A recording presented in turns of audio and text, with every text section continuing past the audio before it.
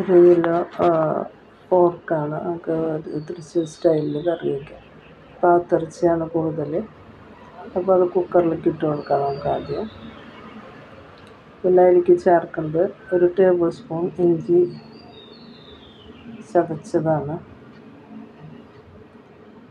പിന്നെ വെളുത്തുള്ളി 1 കുടം, 5 പച്ചമുളക്, ഒരു 10-35 ചുവന്നുള്ളി അരിഞ്ഞത്,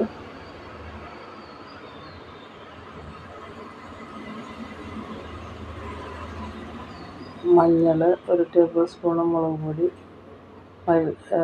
പെരുംജീരകത്തിൻ്റെ പൊടി 1 സ്പൂണ്, കുരുമുളക് പൊടി 1 സ്പൂണ്, ഗരം മസാല 1 സ്പൂണ്, മല്ലിപ്പൊടി 1 ടേബിൾ സ്പൂണ്, ആവശ്യത്തിന് ഉപ്പിടുക.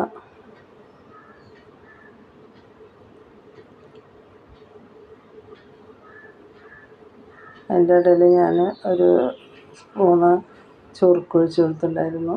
ആവശ്യത്തിന് ഉപ്പിട്ട് കൊടുത്തു. അത് വേവിച്ചെടുക്കാം നമുക്ക്.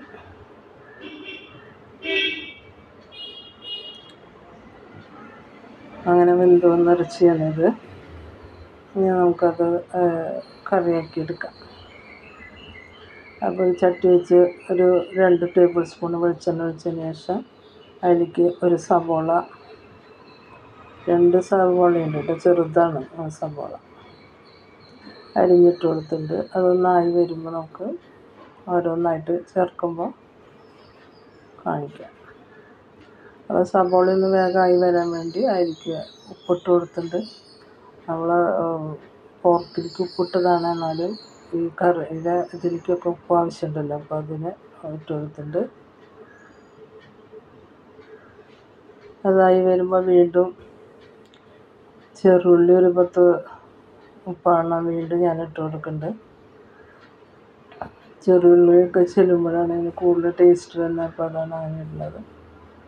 അപ്പോൾ അതൊന്നായി വരുമ്പോൾ നമുക്കതിലേക്ക് വെളുത്തുള്ളി, പച്ചമുളക് പേസ്റ്റ്, ഇഞ്ചി, 1 കഷ്ണം ഇഞ്ചി ചെറുതായി അരിഞ്ഞത് ഇട്ട് കൊടുത്ത് അതിൻ്റെ പച്ചമണം പോണ വരെ നമ്മൾ ഇളക്കി കൊടുക്കുക.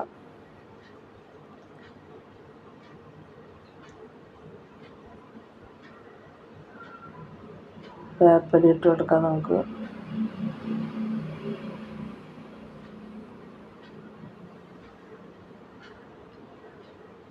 അതൊന്നായി വരുമ്പോൾ നമുക്ക് 1/2 മുറി തേങ്ങ ചെരുകി വെച്ചത് നമുക്ക് വറുത്തെടുക്കാം. അതിൽ തന്നെ ഇട്ട് വറുത്തെടുക്കാം. വേറെ വറുത്തിട്ട് ഇട്ടാലും മതി. ഞാനിപ്പോൾ എളുപ്പത്തിന് ഇതിലിട്ട് വറുക്കണമെന്ന് മാത്രം. അപ്പോൾ ഇതും കൂടി ചേരുമ്പോഴാണ് പോർക്ക് കറിക്ക് ഒരു പ്രത്യേക. കൊത്തിയിട്ടാലും മതി കേട്ടോ, കൊത്തി വറുത്തിട്ടാലും മതി. അപ്പോൾ ചിരകിയിടുമ്പോൾ അതിലൊക്കെ എല്ലാതും പിടിച്ച് നല്ലൊരു പ്രത്യേക ടേസ്റ്റാണ് അതിൻ്റെ ഗ്രേവിക്ക്. അതിനാണ് ചിരകിയിട്ടത്.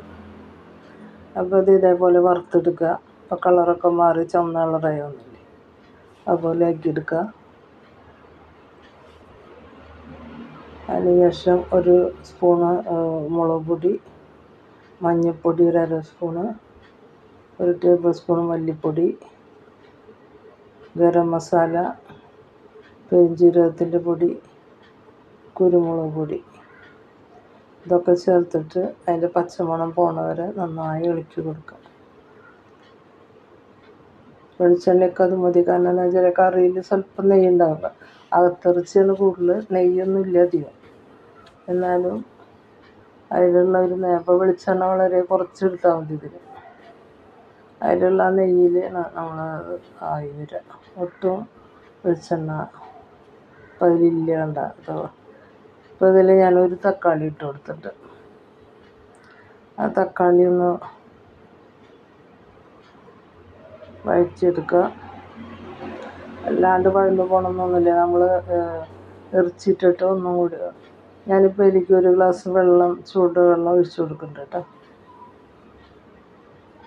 ഇത് ഗ്രേവിയൊന്നും ഉണ്ടാവില്ല ഇതിൽ, എന്നാലും ആ ഇറച്ചി അതിലൊന്ന് കിടന്നിട്ടായി കിട്ടാനാണ്, എല്ലാം പിടിച്ച് കിട്ടാനായിട്ട്. അപ്പോൾ നമ്മളാക്കി വെച്ച ഇറച്ചിയാണത്, പോർക്ക്. അപ്പോൾ അതിലേക്ക് ഇളക്കി കൊടുത്തിട്ട് 1 5 മിനിറ്റ് നമ്മൾ ഇതിലിട്ടിട്ട് വേവിച്ചെടുക്കാം. വെന്തതാണ്, എന്നാലും കൂടി ഗ്രേവിയൊക്കെ അതിൽ പിടിക്കാനായിട്ട് നമ്മളൊരു 5 മിനിറ്റ് അടച്ച് വെച്ച് വേവിച്ചെടുക്കാം. അപ്പോൾ നമ്മുടെ തൃശ്ശൂർക്കാരുടെ പോർക്ക് കറിയായി. നിങ്ങൾക്ക് ഇഷ്ടപ്പെടുകയാണെങ്കിൽ ലൈക്ക് ചെയ്യുക, ഷെയർ ചെയ്യുക, സബ്സ്ക്രൈബ് ചെയ്യുക. അപ്പോൾ ആയി വന്നിട്ട് ഇനി അതിലേക്ക് കുറച്ച് മല്ലിയില പുതിനയില ഇട്ട് കൊടുക്കുക. അപ്പോൾ വളരെ എളുപ്പത്തിൽ ഉണ്ടാക്കാൻ പറ്റുന്ന പോർക്ക് കറിയാണ്. അപ്പോൾ നമ്മൾ അകത്തിറച്ചിയെല്ലാം മറ്റേ നെയ്യ് ഉണ്ടെങ്കിൽ അതിൽ നെയ്യ് വേണമെങ്കിൽ ഊറ്റി നമുക്ക് അത്രയും നെയ്യ് വേണ്ടതെന്ന് വെച്ചിട്ടുണ്ടെങ്കിൽ ഒക്കെ എടുത്ത് മാറ്റാം കേട്ടോ. അപ്പോൾ ഇതിൽ അങ്ങനെ നെയ്യൊന്നുമില്ല അധികം, ആവശ്യത്തിനുള്ള നെയ്യുള്ളൂ. അകത്തിറച്ചി കൂടുതലായതുകൊണ്ട് ഉണ്ട്. അപ്പോൾ അങ്ങനെ ഇരിക്കും കറി.